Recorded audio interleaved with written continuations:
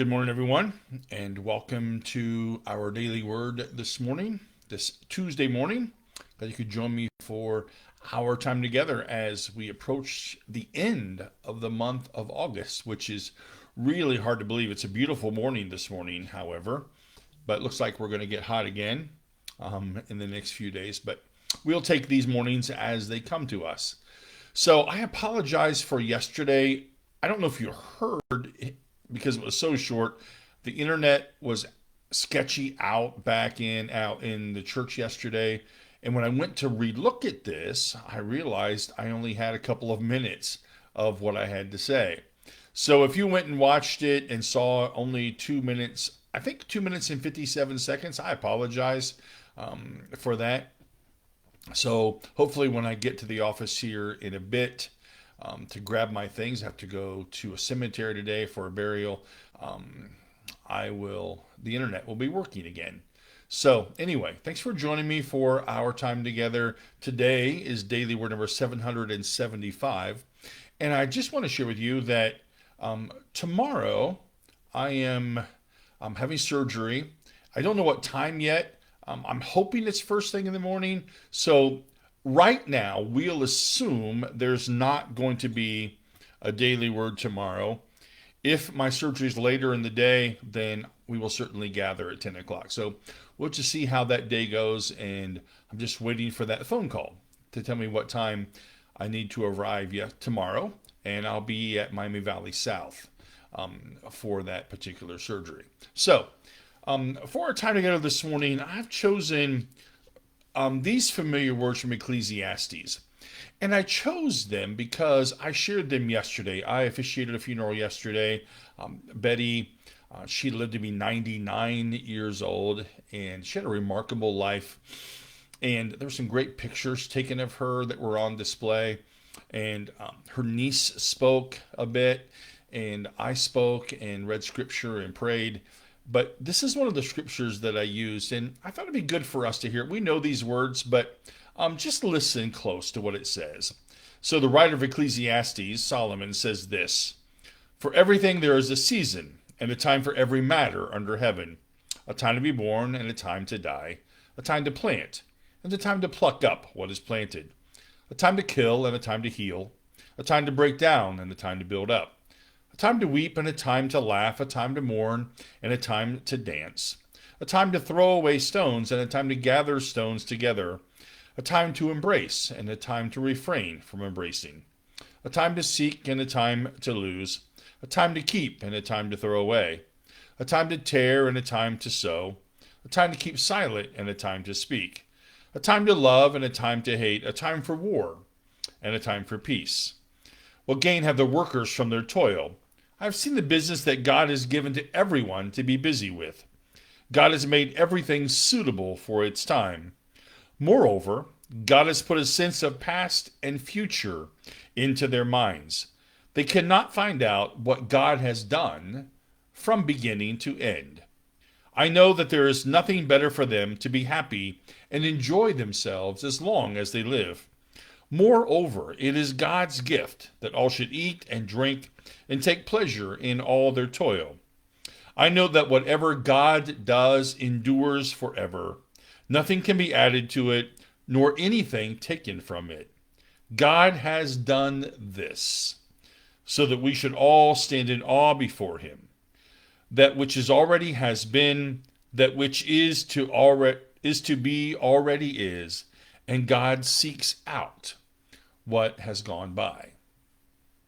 So Betty said in her last weeks, she often asked the question, why am I still here? Why am I still here? What am I doing here? She's 99. There was life was ebbing out of her. And she asked that question, what am I still doing here?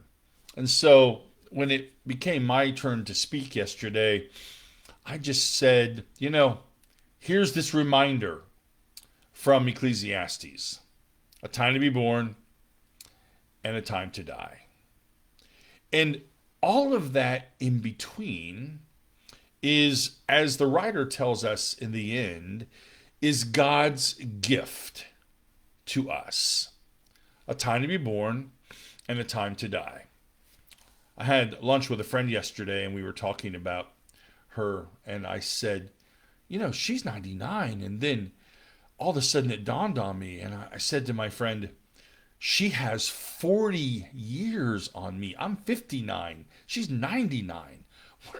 What a remarkable, inspiring, life giving thing that is, to think of all the life that she lived. And there were some amazing pictures on display. One, she was a nurse.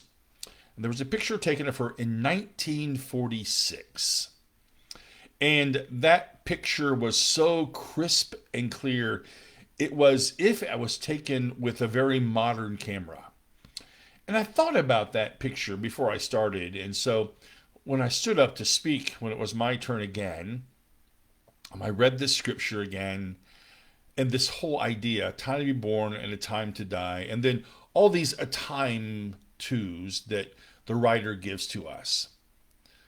But then there's this interesting reminder that I think you and I probably miss. We take stock in this text. It's been put to song, right?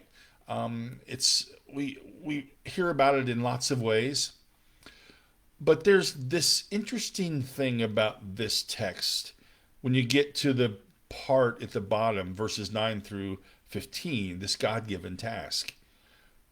We're reminded that in between the time to be born and a time to die, there is this God-given gift for us.